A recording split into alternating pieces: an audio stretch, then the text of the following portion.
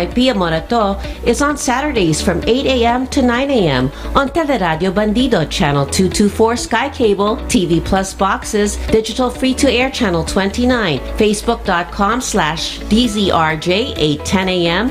and YouTube channel RJAM News. This brings service to all educators and learners of every age. The program guests include secretaries, dignitaries, ambassadors, lawmakers, professors, volunteers, and heroes, all dedicated to contribute to this valuable advocacy. We take the streets to the classroom and the classroom to the streets.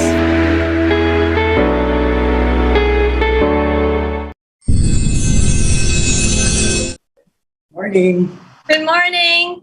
Good morning, Manila. Good morning, Philippines. Good morning, world, and welcome to Education Radio. And it's an honor today to have Architect June Palafox. Thank you, sir, for being on our show, for being our educator for the day. As everybody knows for sure, Architect June Palafox is not just an expert, in architecture, but in urban planning, something that most Filipinos, in my opinion, need to understand better. And Sir June, I do remember the very first time I started hearing you speak over radio. In those days, I was still working at the Department of Education, and I was driving to Dep Ed, and I heard you over the radio talking about all your achievements, even in Dubai, and how we could apply it in the Philippines. And I think because in one occasion over YouTube, I saw you with Martin Rivera, and I will never forget how you also said that I think we are already in need of a heart transplant here in Metro Manila.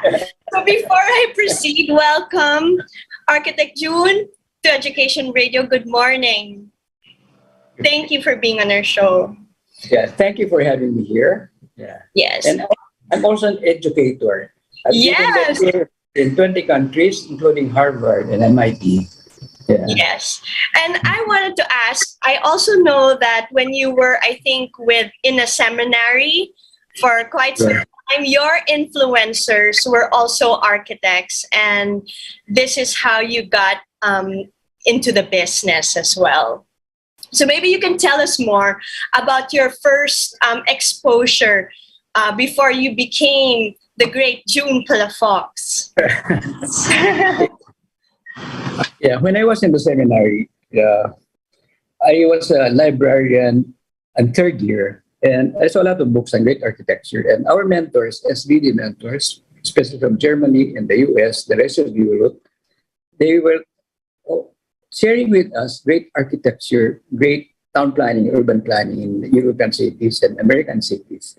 That may have influenced me. So in fourth year, I did a spiritual discernment that maybe architecture was for me. And although I really had a vocation to be a missionary priest. Yeah.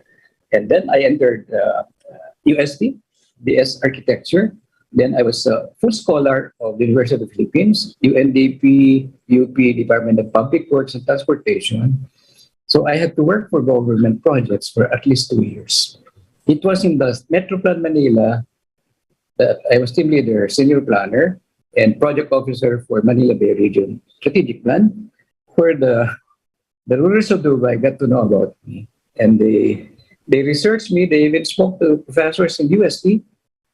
How was I? So I was invited and named hired. I did not apply for the job. And we brought our family there. It was the first Southeast Asian Filipino architect in Dubai, and the first Filipino family, and our second daughter, Karima, first Filipino born there. And just last March, I was invited to give a presentation talk in the Dubai Expo. So from 1977 to 2022. And so, up till today. And how do you feel, I called you na secretary, sir. How do you feel about the Filipinos' response to really participating in urban planning? Because we feel that it's absolutely necessary for civic society to participate. But at the moment, I don't know how enlightened society is yet till now. If you travel, which you do, and like me, I travel even now, let's say locally, I still see the need for Filipinos to understand how they can take part in development.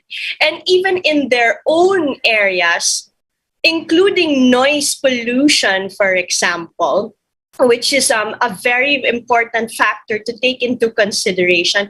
Most Filipinos still don't understand how that affects your environment, right? And this is even in the provinces or in local areas as well. So, how do you see the Filipinos really jumping into this bandwagon of how we are educating everyone to participate in urban planning? Yeah, I think we should put it in the curriculum. Like in France, I think even grade school, they teach architecture, introduction, and even town planning in France, and appreciation of the arts, culture, and so on. And many other cities in the world, like not very well, Curitiba, one of the most environment friendly cities in the world. 1976, Curitiba, Brazil, they already introduced the bus rapid transit. 1975, and we also proposed it in Metro Plan Manila. And urban planning affects everyone. And urban planning is maybe the difference between architecture and urban planning. Yes, I believe that. You're Uh, right. Urban planning is like the platform where it's urban planning is the place-making action, the land uses, residential, commercial, mixed-use development, infrastructure, social services like healthcare and education.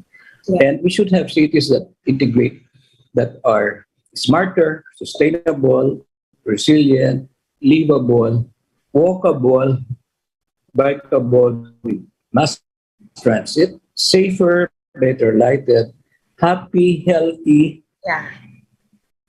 hopefully with mixed in work, shop, dine, learn. Yes. I agree, but I think I'm not sure if I'm losing you in our connectivity, Sir June. But I also want to ask.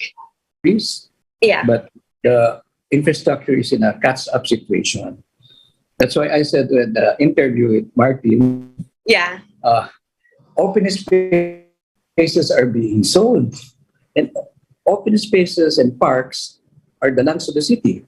And the roads and waterways are the arteries of the city. They are all congested.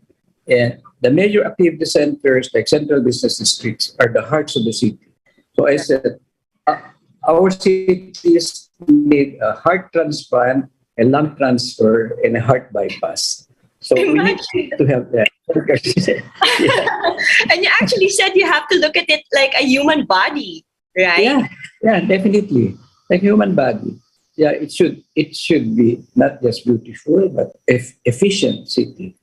Yeah, and your topic is so relevant because the past century was a century of nations, maybe because of United Nations. This Right. century is a century of cities, and Metro Manila is the fastest growing metropolis in the world. And it's Wow. the 20 top 20 largest metropolitan areas in the whole world. And so even in my education, like at USC Architecture 1970, I already proposed an urban renewal for City of Manila. Yeah.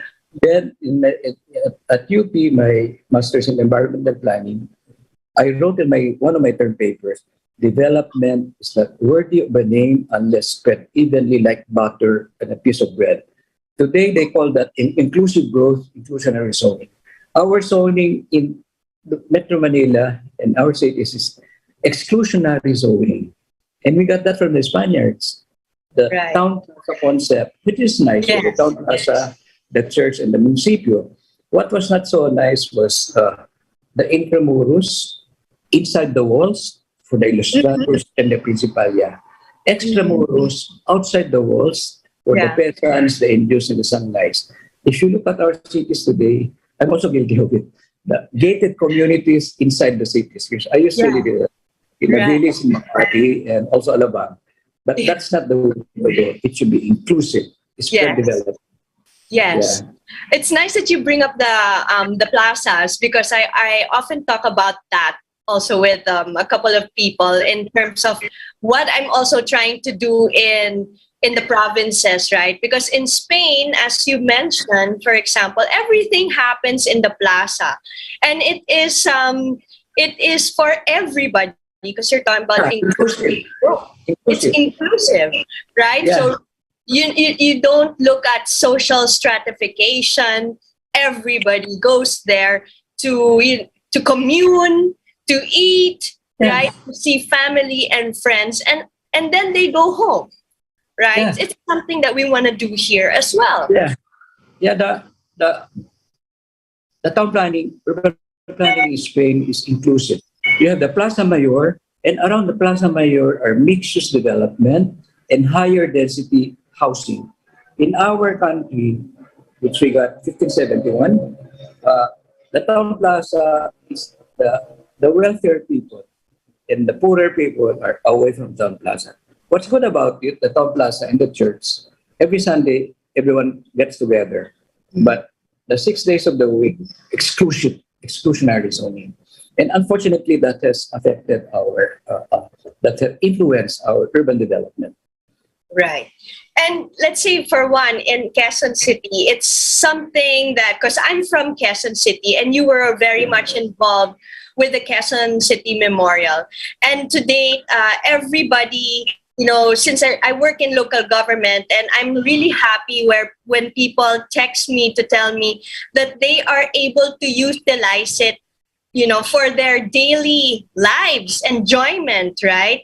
And also participate in trying to educate other people in taking good care of what they have in their cities, right? Yeah. And I think it's something we should be multiplying. Yeah, All in fact, over. not just the Quezon Memorial, we did also the La Mesa Dam Ecology Park. Yes, another one. Then the Quezon Memorial and what they call it, the Nino Aquino Park. What's the name now? Parks and Wildlife. Yeah, Parks and Wildlife. We also Yeah. have master plan for that. And my proposal, which was not followed mostly, is public parks should not have any fence. It welcomes everybody. Security, you can put CCTV cameras, Mhm. but public parks are not fenced. Or if they are only low fences, there's a transparent and so on. Part of the uglification of our cities is the solid wall. And Yeah. it's a solid wall. It's really, by our studies in Harvard Graduate School of Design, solid walls doesn't deter criminality.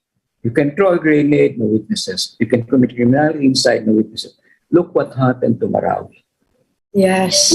People did not know there were armories and shabu factories because of the solid walls. Then the solid walls, our cities become hotter, warmer because the flow of air is being blocked. And when there are more eyes in the public realm, criminals are more scared because they work with witnesses. Criminals are more scared of windows because behind the windows, potential witness. They are not scared of walls. They can commit criminality in walls. So we have to disabuse our minds That's that true. high walls is security. It's not true anymore. Yes. Right. And just like abroad, right? Your parks are not walled. Not walls, yeah. They're not walled. These are social interaction areas. Yeah. These are lungs of the city and so on. And it's really urban planning is we talk about the land use. The land use is a place for everything. We talk about housing, a place to call home. We talk about Yeah. moving the city, transportation, city beautiful, urban design, and the great outdoors, the natural resources, open spaces. infrastructure and public services, something for everyone, like Yeah. healthcare, wellness, education. And education, again, it's not spread evenly like butter, piece of bread. Yeah. Many of us, we went to the exclusive Yeah. schools. Right. Yeah, but I think it should equalize. Yeah. I agree. I agree. But what happens, sir? What happens, like, in my experience, for example, in the provinces where the town folk, they're not aware of their own resources or environment, right? In the sense that they don't know how to go about protecting it or preserving it or developing it for that fact. Yeah, and we try to walk the talk. Like, uh, I gave up $1 million in architect's fee when our client were able to get a tree cutting permit, uh, uh, uh, and we were commissioned to design a six-star hotel in Subic. And I was instructed to destroy 366 70-year-old trees, but we could have preserved the trees. So I returned a $1 million architect's fee, and I got a 50 million libel case. Oh, Because to me, a 50-year-old tree, the replacement value is 9 million pesos. Because of the oxygen it gave for 50 years, the rainwater harvested, the fertilizer it gave planet Earth, the beauty and cooling effect it gave the environment. yeah. So that's the replacement value. Yeah. So 70-year-old trees times much more than my $1 million until friends in the media, including CNN Atlanta, BBC London, and Al Jazeera, and the media here, our friends, the foreign one, they came to the Philippines to meet the crazy architect who would give up $1 million to save the trees. I was told it's the first time in the world somebody did that. Yeah. And after that, I got several projects, foreign investors. They say there's somebody who sticks to his principles. Yeah. You always have anyway. But it's a hard fleet for you. What do you mean naman, Sir June, when you say that we have to really build up? Like in the metropolis, for example, we really need to keep on building up because we're highly urbanized city. Yes, ma'am. In fact, I'm a fellow, I think the only South Asian fellow elevated as fellow in the Council for Tall Buildings and Urban Habitat, headquartered in Chicago. We are the ones certifying the tallest buildings in the world. And vertical urbanism with tall buildings Yeah. are more environment friendly because we were told also, maybe some people may not like my comment now, which again, I learned American Planning Association, Harvard Graduate School Design, that if you have a large single family home, a mansion in the middle of the city, you have a higher environmental footprint because you're allocating to yourself very prime urban resources, converting more families to live closer to their places of work, encouraging more urban sprawl, being close into the forest, into the farms. So if you have a big mansion, you go to the suburbs, not in the middle of the city. Not many friends, clients, and relatives like this comment from me. No, but that's how it is actually even abroad, right? In Let's think high urbanized cities, they're all going up, building up. You want to build a mansion, you go to the suburbs. Yeah, go to the suburbs. Like Hong Kong is 71% open space because it's a vertical city. Singapore, 45% open space because they are vertical urban with tall building. Dubai, the tallest building in the world, and it's becoming a polycentric vertical city, polycentric, many centers, and so on. And urban planning, transportation is part of it also. There are 20 kinds of urban transport. The first mode is walkable cities. Second mode is bicycle. The third priority mode is bus transit, public transit. Then you have the cars would be the last recourse, but we don't have efficient public transit, and also water transport, airport transport, aerial cables. I've been proposing long time ago aerial cables from Antipolo Mountains, our major activity center, water transports, Laguna Lake, Pasig River, Manila Bay. It's doable, and light rail transit. We first proposed that in Metropolitan Manila, where I was team leader, where the fund that we should have completed 8 years proposed in 1971. Then the American Corps of Engineers proposed 10 radial roads and 6 circumferential roads in my administration, doing like circumferential road number 6 and so on. And the 10 radial roads, one radial road missing is radial road number 4. That's the Pasig River corridor. Right. So to me, transportation system and road network is as strong as the weakest link. And the east-west transportation corridor towards Rizal and Quezon is not just the weakest link, it's the missing link. Missing link. I Missing link. agree. Yes. Yeah. You're talking So- Quezon Province, right? Pardon me? You're talking Quezon Province, sir? Yeah. So yeah. we think that we Yeah. really need, because our infrastructure has been biased towards the south, towards the north. Yeah. And again, towards the east have been forgotten.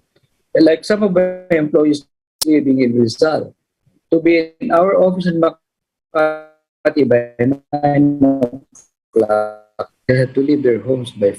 Most of our road network is going northward and southward, the forgotten east. In my term paper in Harvard, 2003, Manila Bay region, Pacific Coast, Megalopolis. Yeah. In Megalopolis, several metropolitan areas, metropolis, several cities. And I've been advocating for that since I was a student. Yeah. More balanced development. It was a bit low priority also, but it's happening now, northward expansion because of Clark and the biggest airport in Bulacan, which we are helping master plan it to be a green, Right. with green urbanism, green architecture. Right.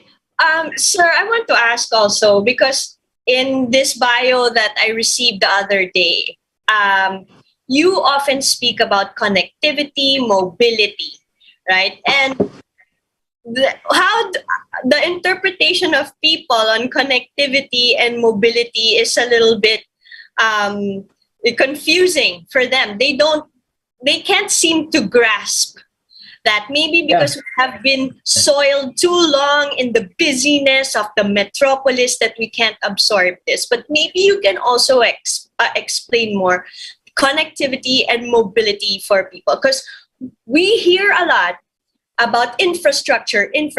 We get that now, right? But what about mobility and connectivity linked to infrastructure? Yeah.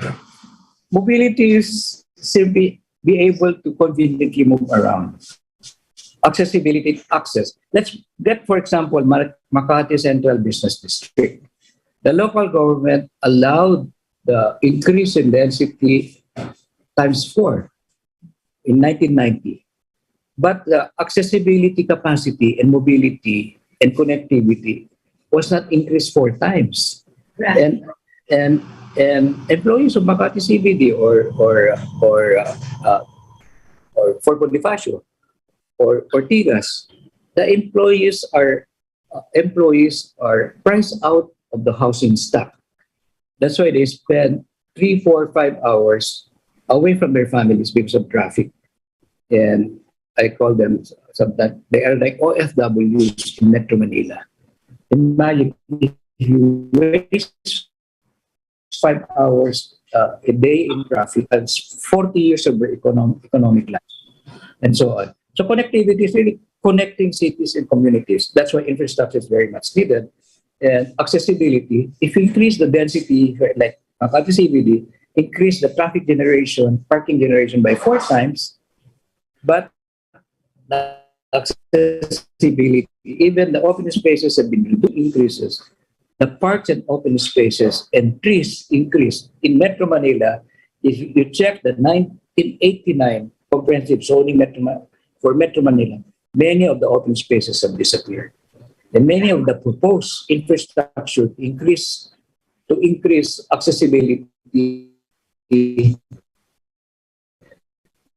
were not implemented. They have been sold, developed before in the good example of urban planning. But now it's now an urban laboratory on how not to do it. EDSA corridor, one of the worst in the world. JICA study, we were wasting before the pandemic 4 billion pesos a day in traffic. So before even real estate developers, location. Now it should be connectivity, accessibility, and mobility. These are resources. We have good natural resources, beautiful tourist destinations, but they don't have the connectivity, the accessibility, the mobility. Some of the plans we're doing for tourist destination areas, we even designed them as wheelchair ready, with boardwalks, handicap ready, and so on. Because the tourists with deeper pockets are the senior citizens, not the backpackers. Right. This adventure tourism, backpackers don't spend as much. Sometimes they just pollute the place, and they don't spend as, unlike seniors, even those in wheelchairs. Yeah. Yes. The baby boomers. The baby boomers. Yeah. Yeah, they're so important. They're the ones with the money right now and are willing to spend. So, and they're seniors. They're seniors at this point. They have Yeah. the money and the time. And the time, that's right. Yeah. So, with a growing population, I was very curious for some time about what you've been trying to espouse to everybody on building 100 more cities that is needed, right, in the Philippines. Can you explain that more, and how are we going to do it, and why we need to do it? We're doing about 10 of them right now. I cannot announce yet which they are because there might be speculation, and the land value should go up. And why 100 new cities? By 2050, we'll have about 147 to 150 million population. And most of our towns and cities today were still established with the Spaniards. Not much new cities in the Philippine Republic, 1946. Town, cities, and communities are along the shorelines. And with sea level rise, climate change, most of them will be flooded, plus storm surge and tsunamis. So the towns were doing maybe since we were private government, San Vicente, Palawan, we made different zoning, did restrictions, set back the buildings by 50 meters from the shoreline, and in Boracay, we could not even implement 20 meters. So, by 50 meters, and vertical easement, no livable spaces below 4 meters because of, in case of a storm surge, 4 meters high flooding. Yeah. And we had to, this century is also, my professor about to us, also a rest century. Yes. Rethink, reimagine, re-architecture, redesign, re-engineer, redevelop, renew, hopefully urban renaissance. And it's so timely with this pandemic. We can unlearn our mistakes, get the best practices in the world, get inspiration, the best practices in the world, and unlearn the mistakes of Metro Manila. Unfortunately, some cities in the provinces, they want it to look like Manila. like Metro Manila. Like, not even like Manila, yes. Yeah. That's what I mean, sir, when I say that they don't understand their environment and they're pushing for something that may not actually work in their own areas. Yeah. Like the top 10 worst polluting rivers in the world, 7 of them is in the Philippines. Number one is Pasig River. Yes. Number one, worst polluter in the world. Why? One of them is we don't have, I've been calling it the longest time, the esplanades, river walks.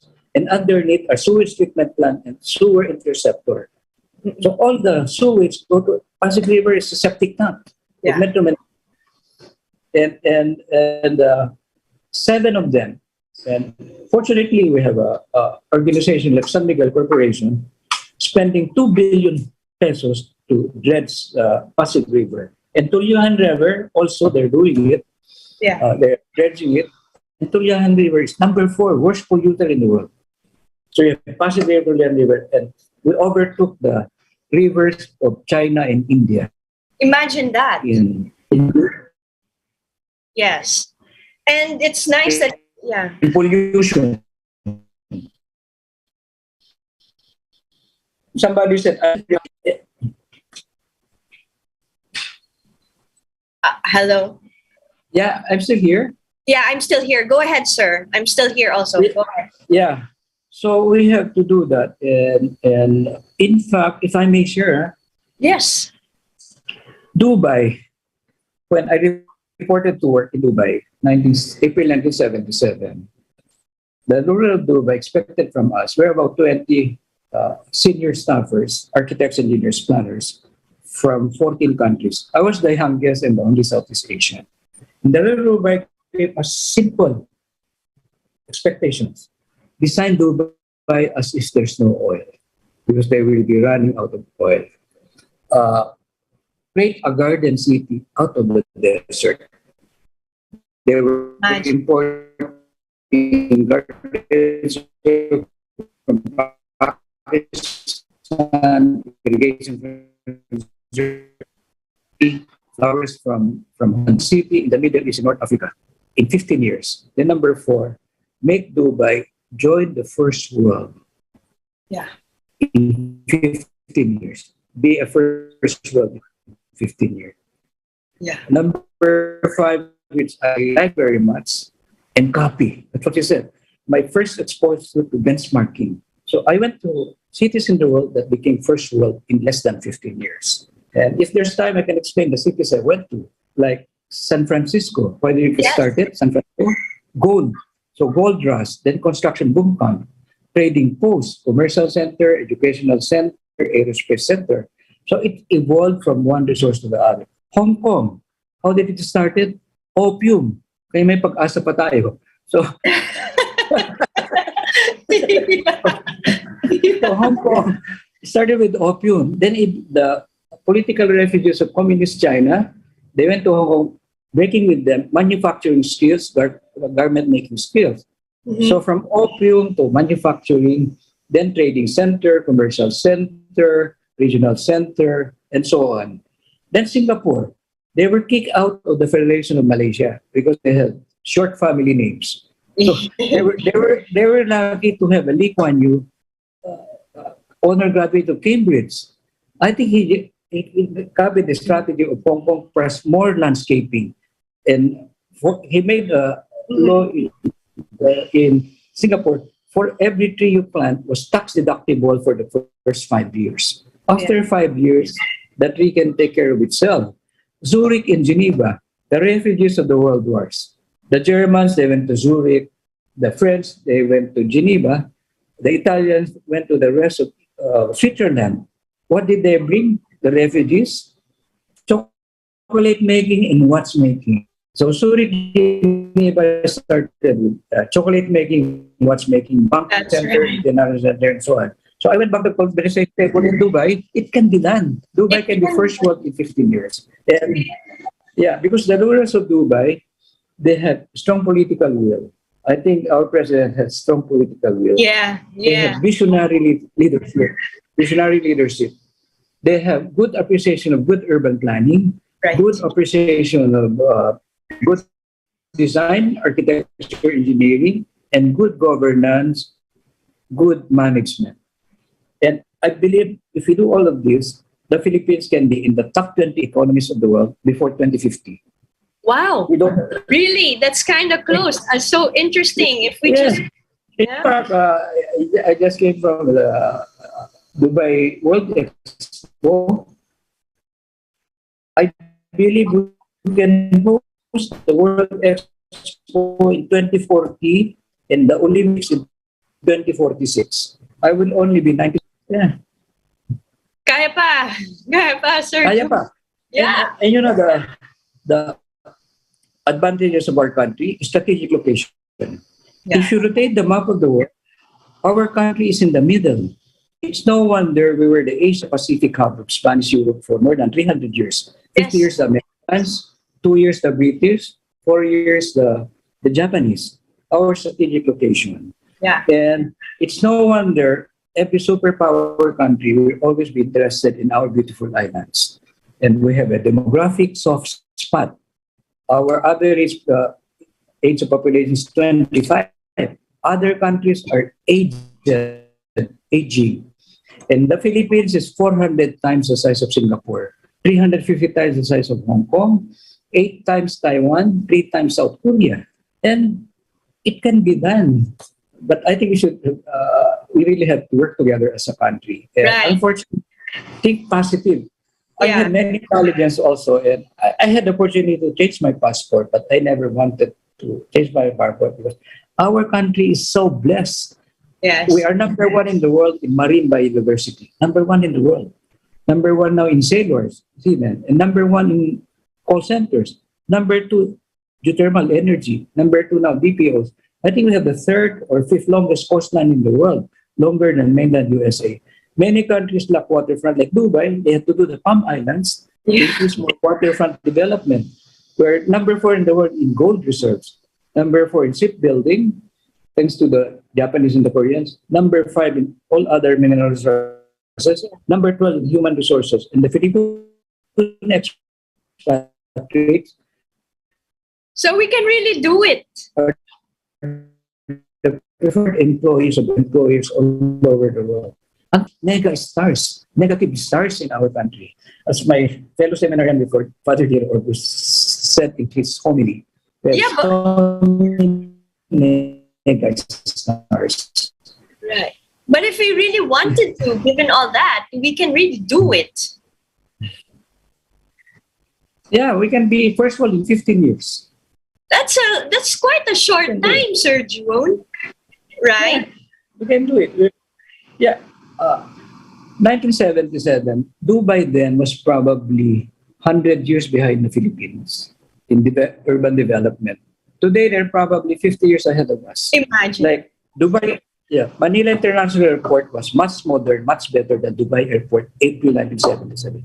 Now they have the busiest airport in the world, number one gateway cities in the world, number one tourism city in the world this year, overtaking London, Paris, New York, the usual tourist destination. Imagine that. And the one thing that struck me in the points that you mentioned earlier is really the urban planning awareness. That takes a lot of education, Sir June, right? Which is Urban how are you planning. now going to put this inside a curriculum, if I may ask? Yeah, and since many of, I'm sorry to say this, and, uh, many of our urban planning decisions are done by politicians in private developers. Yeah. In Dubai, they have a high respect for architects, urban planners, and engineers. And, they invite the best in the world. Yeah. Yeah. I guess it's something we should be doing. You know, you mentioned It can be done. it can be done. And you mentioned to me yesterday when we were talking that Harvard, MIT already, you know, it's already built in Dubai, right? You can go to Yeah, they have. Harvard in Of course. Dubai. Dubai. And even like in Abu Dhabi, they have the Louvre Museum of Paris. You don't have to go to Paris anymore to look at the Louvre. The Louvre. And in Dubai, they have knowledge villages. They invite international Ivy League universities. Maybe what can be done here is we partner them. Yes. Yes. Even in Harvard, when I was there after 9/11, they have what they call, I forget the name, but inclusive 20% of enrollees should be women and minorities. In my class, we're only 19 from 4 continents. I was the only Asian. Our class violated that 20%. There were no women and no minorities. Okay. But it's now a requirement. Inclusive 20%. That's interesting. Women and minorities. Why would that be? Because of what the country Could be done by the exclusive culture. Yeah. That's Yeah. I contributions would be just different. my observation alone. Yeah. And I think all this happened after 9/11. I observed Oh, because really? I've been in Harvard since 1997, giving lecture. I saw the big difference after 9/11. More inclusive, less snobbish. Yeah. Nice. After 9/11. Yeah. So how do we now do this? Like we live in an archipelago. We have different cultures because part of urban planning is also realizing and appreciating our culture. Considering, yeah. Go ahead, Sir June. In our selection of projects, we have what we call integral ecology. 5, people first for social equity. So every project we do, look at the beneficiaries. Right. Poverty alleviation and job creation. Then we can talk about environment and planet Earth. But number 1 should be people, beneficiaries. Yeah. Then number 3, we get about prosperity, profit, and economic goals without forgetting culture, history, and heritage, and humanities, Yes. and interfaith spirituality. Used to me that if architects up there, I'm just his instrument for his greater glory and improve. That's right. That's right, Sir June. The lives of people, create more opportunities for us. The thing we do is pro Deo Patria et Terra, for God, country, and planet Earth. Nice. So And we don't accept all projects, or sometimes we walk away projects that violate this integral ecology. yes, that's great. Right? In other words, if you're like a June Palafox coming from, let's say, Metro Manila, and you're going to go into the province of, let's say, you're going to go into Abra, right? You're going to have to collaborate, your skill plus what they can contribute based on their own traditions as well. Yes.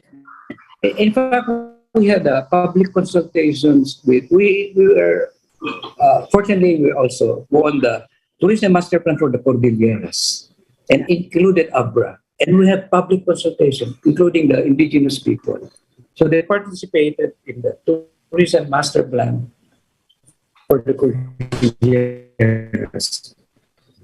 And tourism is one of the highest, maybe can be more participative. Abra was included there. And again, development is not worthy of a name unless spread evenly like butter and a piece of bread. My term paper in Econ was 23 years old. Yeah. Sir, if you're in a master plan, in creating a master plan, you dialogue with people. Usually, what is the concern? Because we really need to beef up our humanities. Hopefully, we can do this do this more, no, in the administrations to come, right? We need to beef that up. But their concerns usually, sir, what are they? What are the fears, for example? Yeah. One really is jobs and poverty, and housing, agriculture. We have when we plant, we call it from ridge to reef, from the mountain ridges, the highlands, the midlands, the lowlands, and the coastline. This should be integrated, and it should be comprehensive in area, comprehensive in time, comprehensive in all disciplines and the different land uses. There are clients abroad. We've done work in 40 countries the past 50 years. The client abroad instructed me to design the university, a, uh, a hospital, and three schools to last 40 generations. 40 generations is 1,000 years. And this is, Yeah. who instructed me? The founder, Dharma Master Nun of Chuchi Buddhist organization Wow. after the big earthquake in Kathmandu, Nepal. And Wow. 11 schools in Bam, Iran. There was a big earthquake in Bam, Iran, I think 2003. And again, we were appointed to do 11 public schools. And we did green architecture, wind towers, natural ventilation. And again, the same founder, Dharma Master Chuchi, based in Taiwan, instructed me to design those 11 schools to withstand earthquake intensity 10 for an earthquake that never happened. Yeah. And I got an award 2006 in New York as ambassador of peace and goodwill because of their schools. Because it was a period of there were threats to bomb Iran. Three cultures were involved. The Buddhists from Taiwan, for the Muslim children of Iran, Yeah. and a Christian Catholic Filipino architect. Yeah. Nice. I was present, sir, for 60th anniversary of the United Nations Interreligious Conference in New York. I was given an award, Ambassador of Peace and Goodwill, because of that project, not Yeah. our big projects, those Yeah. projects for humanity. Yes, And- absolutely. Right? Yeah. It's a factor that it's very crucial, and we have to really incorporate it, because I noticed, like, when I go to the provinces, for example, and this is, Sura, you're saying we need to build 100 more cities, right? And in order for us to do that, we need to know the people, right? We need to know who they are and why they are that way. But sometimes what happens is when other people coming from the metropolis have the same initiative, it becomes their task to just really drop into the communities what they believe will work from where they're coming from. So the communities basically get turned off because you didn't incorporate their own ways. Yes, yeah, we always do at least 3 alternative master plans, and there's public consultation, and implementation is a different thing. So we put on record this is what we did, and I tell my colleagues at Palafox that every line we draw, if we do a good job, let's think of the beneficiaries. If we do a lousy job, let's think of the sufferers. So we even do a beneficiary sufferer analysis for the good of the greatest number. And many of our work, including philanthropic work. And in fact, I was pleasantly surprised again.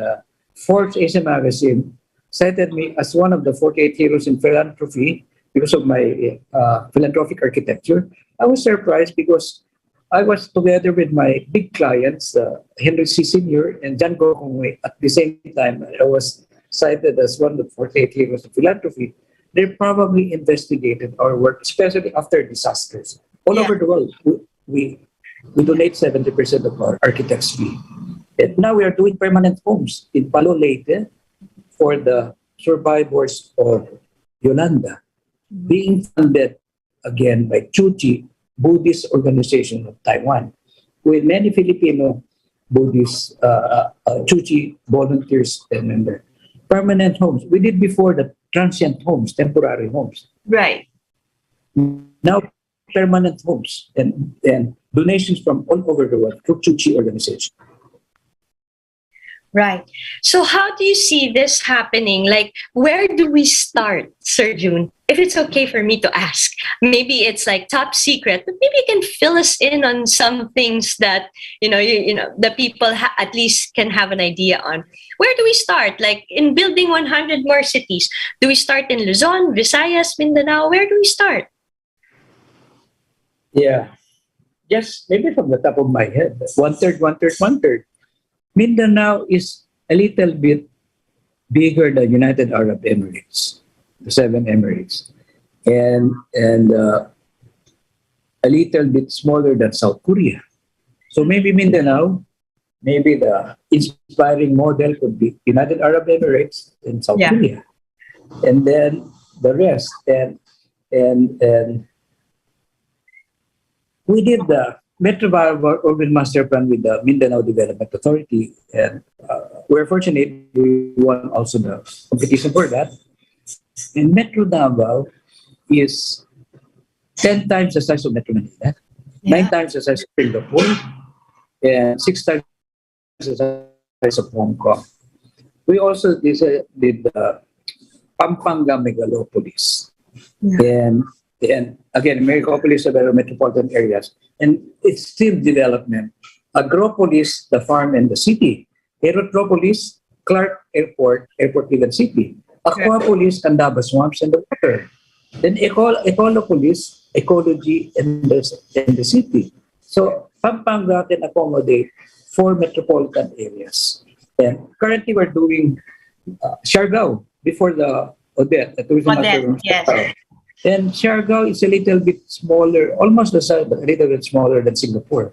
In fact, Singapore, you can fit inside Laguna Lake, 71,000 hectares. Laguna Lake is about 80 to 90,000 hectares, depending when it gets flooded, it's larger, and so on.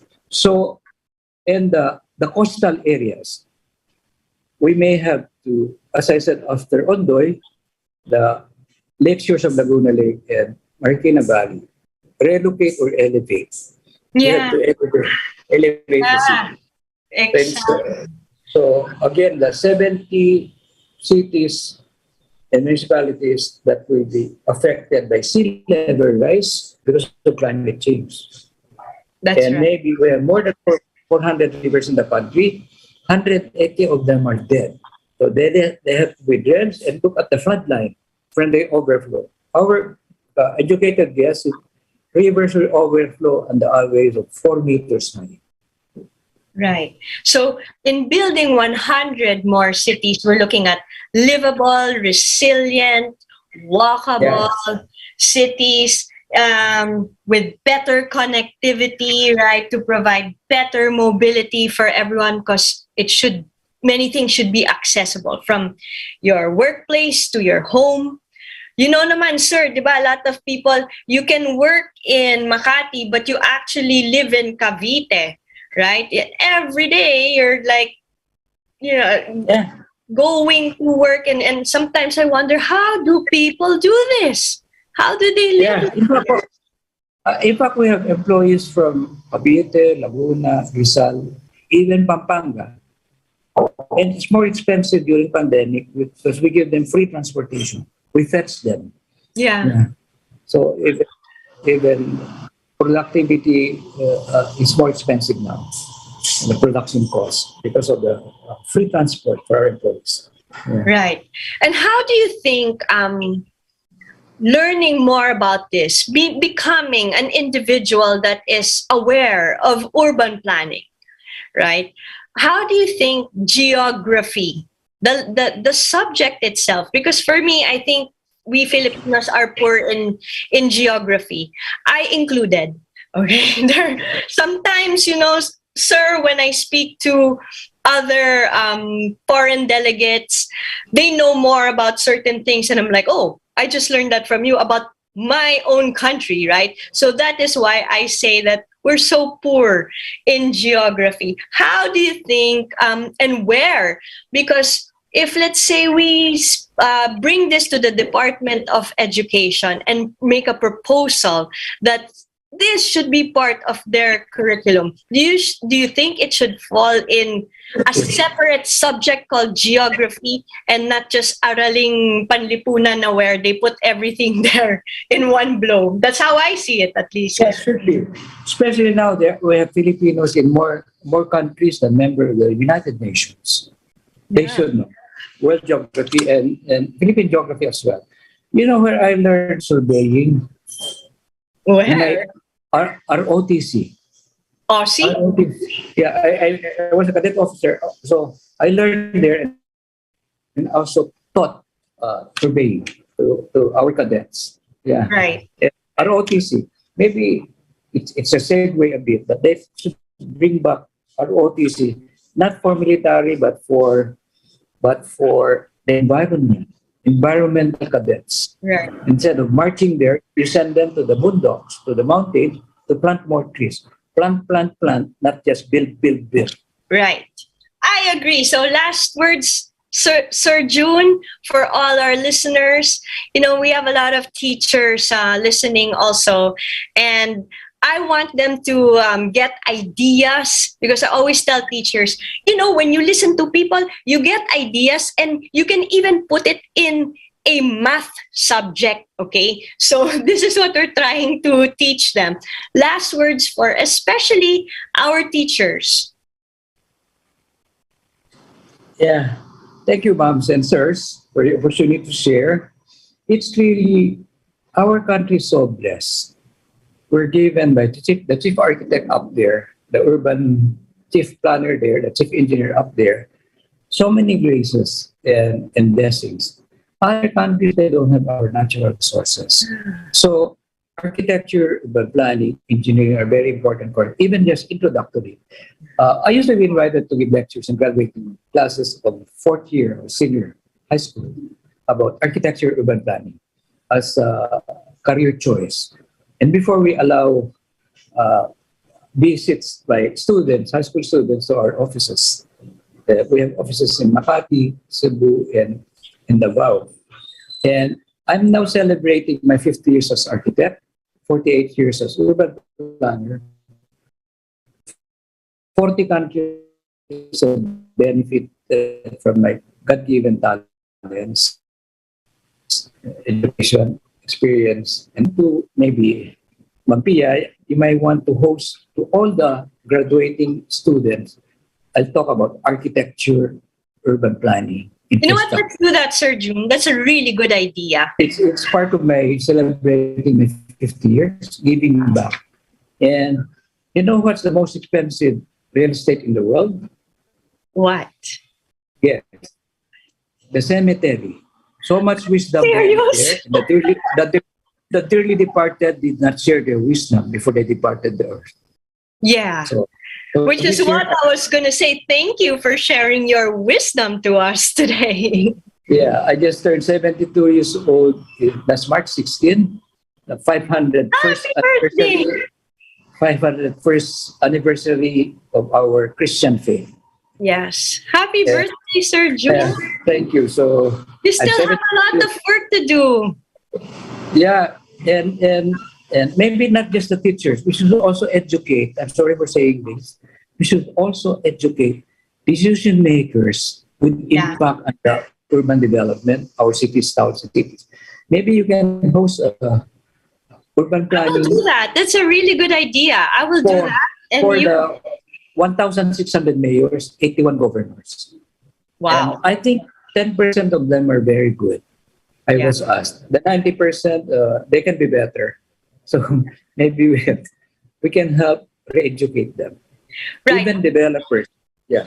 Because our integral ecology of people, planet, profit, sometimes it's all profit. Never mind the people, never mind planet, never mind culture, history, and heritage, never mind interfaith spirituality. Right. And that matters. That matters, Sir June. Yes, I will do that. That's a very good idea. I'll coordinate with you on that, sir. And for now, thank you again for sharing your wisdom to us. Till the next time, Sir June, I keep on calling you Sec June. But maybe, you know, this is Dilang Angel or something. I really don't know. But thank you, Sir June, for being on Education Radio. And we'll keep in touch. Thank you so much for joining us today.